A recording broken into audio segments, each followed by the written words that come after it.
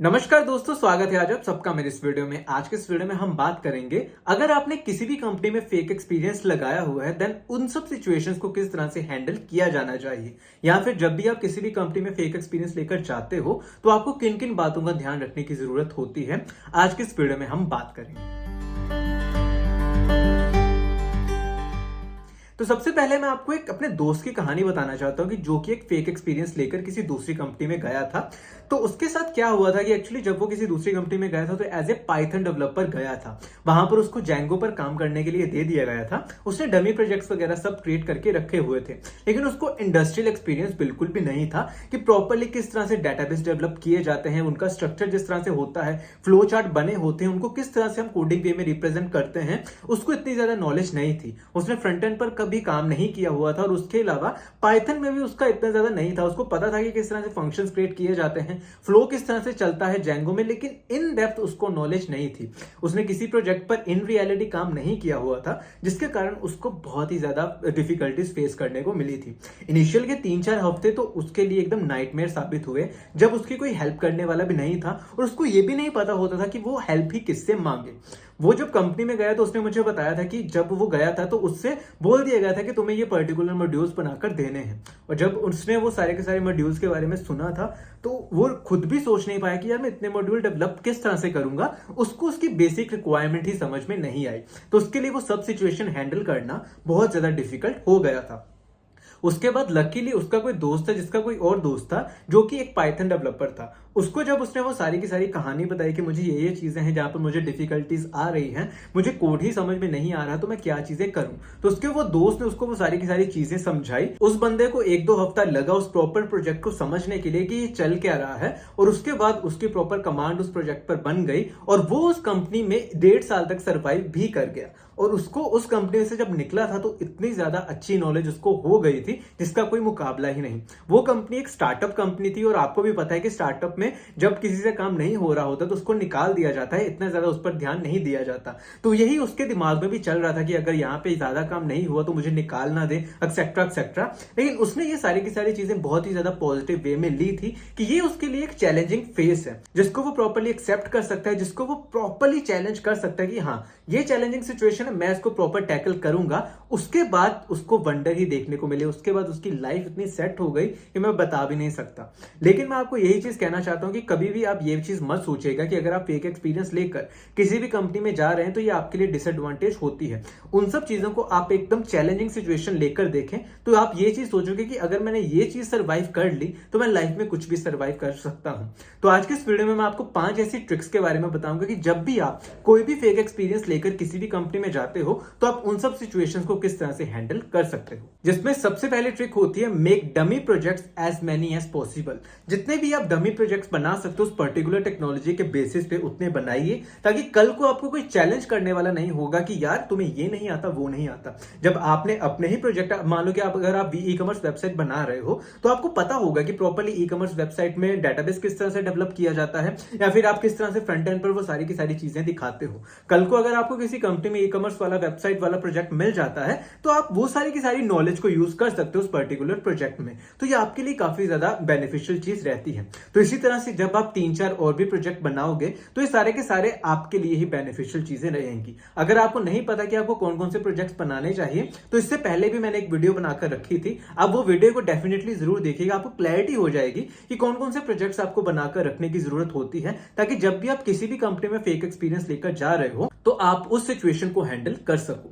Second point is have some friends in similar domain. मान लो कि अगर आप अभी पाइथन डेवलपमेंट में काम कर रहे हो लेकिन आप जावा में काम करना चाहते हो, तो आप कल को जब जावा में मूव करोगे तो आपके पास कोई ऐसा दूर का चाहे फ्रेंड हो लेकिन होना चाहिए कि कल को आप उसको अपनी लैंग्वेज में पूछ सको कि यार यहाँ पे ये दिक्कत आ रही है, मुझे इसमें हेल्प करके दे दे। जब आपका कोई खास ऐसा दोस्त होता है तो आपकी जो हेल्प कर सकता है, तो आपके लिए इतनी ज्यादा चैलेंजिंग सिचुएशन नहीं होती, आप वो सब चीजें बहुत आसानी से हैंडल कर सकते हो। लेकिन अगर वो बंदा आपके एज ए बैकअप की तरह ना हो, मान लो कि अगर आपके पास कोई भी ऐसा बैकअप नहीं होता, आपका कोई ऐसा दोस्त नहीं होता जो आपकी हेल्प कर सकता है, देन कभी कभी आपके लिए थोड़ी बहुत डिफिकल्टी हो जाती है, क्योंकि ऑफिस के सारे बंदे एक दो हफ्ते में आपके साथ इतने ज्यादा फ्रेंडली नहीं हुए होते कि आप उनसे एकदम खुलेआम सब चीजें बोल सको कि सर मुझे ये नहीं आता, वो नहीं आता। तो उस सिचुएशन में आपको एक ऐसा दोस्त रखना चाहिए जो कि उसी डोमेन का हो जिसमें आप अभी स्विच करना चाहते हो, ताकि कल को आप उससे हेल्प ले सको। Third point is take proper केटी। जब भी आप किसी भी कंपनी में जाते हो तो वहां पर प्रॉपर केटी सेशन होते हैं।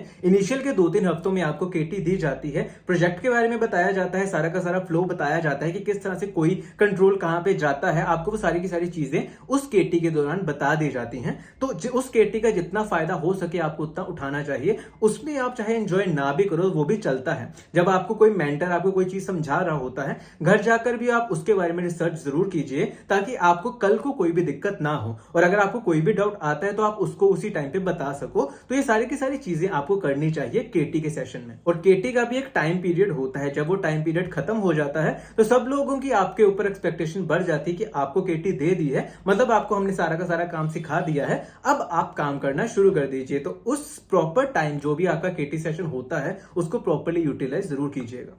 Fourth trick is ask questions as much as possible. जब भी आप किसी भी कंपनी में फेक एक्सपीरियंस लेकर जाते हो तो प्रॉपर्ली आपको समझ में नहीं आता, उनका क्या फ्लो चल रहा होता है आपको कई बार नहीं समझ में आता, प्रॉपर डेटाबेस आपको कई बार नहीं समझ में आता, इवन आफ्टर हैविंग केटी। तो उसमें आपको क्वेश्चंस पूछने की जरूरत होती है कि इसमें दिक्कत क्या आ रही है। जब आप उनके पास प्रॉपर लॉजिकल क्वेश्चन लेकर जाओगे तो वो डेफिनेटली आपका रिप्लाई उस पर जरूर करेंगे। या फिर जब आपकी केटी भी चल रही होती है उस टाइम पे भी आप जितने क्वेश्चन हो सके उतने पूछ लीजिएगा। कल को मान लो कि अगर आपका मैनेजर आपको प्रॉपर प्रोजेक्ट एक्सप्लेन करके दे रहा है, अगर आपको उस प्रोजेक्ट में कुछ भी समझ में नहीं आ रहा, क्वेश्चन पूछिए, क्योंकि जब तक आप क्वेश्चन नहीं पूछेंगे तो उनको भी नहीं पता चलेगा कि आपको इन सब चीजों में दिक्कत आ रही है। लेकिन अगर आपने क्वेश्चन उस टाइम पे नहीं पूछे और घर आकर अगर आप उसी टेंशन में रहे कि यार समझ में नहीं आया, मैं क्या करूं, तो ये आपके लिए थोड़ी प्रॉब्लमैटिक सिचुएशन हो जाती है। तो उन सब सिचुएशन से बचने के लिए आपको जितने क्वेश्चन आपके दिमाग में आ रहे होते हैं, घर जाकर भी आप प्रॉपरली प्रेपरेशन कीजिए कि मैं कौन कौन से क्वेश्चन पूछूंगा, किन किन सिचुएशन में मुझे डिफिकल्टी आ रही है। आप वो सारे के सारे क्वेश्चन की लिस्ट प्रिपेयर करके रखिए, ताकि अगले दिन जाकर आप वो सारे के सारे क्वेश्चन अपने मैनेजर या फिर अपने लीड या फिर अपने मेंटर से पूछ सके। Fifth trick is do your R&D and googling. आपको R&D किस तरह से करनी चाहिए उसके बारे में पता होना चाहिए। गूगलिंग किस तरह से की जाती है, कोई भी अगर आपको प्रॉब्लम आ जाती है, कोई भी अगर आपको एरर आ जाता है, गूगल पर जाकर किस तरह से सर्च किया जाता है,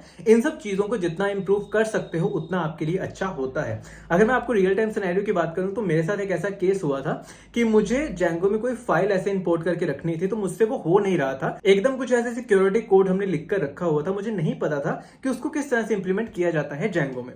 तो मैंने पूरा का पूरा दिन वहां पर लगा दिया और मुझे फिर भी वो प्रॉपर डॉक्यूमेंटेशन नहीं मिली। अगले दिन जब मैंने अपने मैनेजर को बोला कि मुझे ये दिक्कत आ रही है, तो उन्होंने 5 मिनट के अंदर अंदर ही मुझे एक डॉक्यूमेंटेशन निकाल कर दे दी और मुझे कहा कि यहाँ पर सारे के सारे स्टेप्स लिखे हुए हैं, इनको परफॉर्म करो तुम अपनी एप्लीकेशन में। और आप यकीन नहीं करोगे, उन्होंने जो भी मुझे वो डॉक्यूमेंटेशन निकाल कर दी थी प्रॉपर मैंने वही इंप्लीमेंट की और मुझे फाइनल रिजल्ट भी मिल गया। क्योंकि जब मैं कर रहा था तो मुझसे वो चीज नहीं हो रही थी। इट मीन्स की googling is an art. Googling आपको करनी आनी चाहिए, किस तरह से कोई भी एरर सर्च किया जाता है, जब भी आपके दिमाग में कोई प्रॉब्लम होती है तो उसको किस तरह से लिखकर आप प्रॉपर गूगल पर फाइंड कर सकते हो, आपको इन सब की जानकारी होनी चाहिए। प्रॉपर आप R&D कीजिए। अगर आपको एक बार में सर्च करने पर नहीं रिजल्ट मिल रहा, पूरा 2-3 घंटे आप लगा सकते हैं, लेकिन फिर भी अगर नहीं मिल रहा देन आस्क क्वेश्चन। तो ये सब चीजें हैं जो कि आपको दिमाग में रखने की जरूरत होती है जब भी आप किसी भी कंपनी में एज ए फेक एक्सपीरियंस लेकर जाते हो। तो आई होप कि ये सारी की सारी चीजें आपको क्लियर हो गई हो। स्टिल अगर आपका कोई भी डाउट रहता है तो उसको कमेंट सेक्शन में जाकर कमेंट करके जरूर बताइएगा। इसी के साथ आज के लिए बस इतना ही, फिर मिलते हैं अगले वीडियो में। धन्यवाद।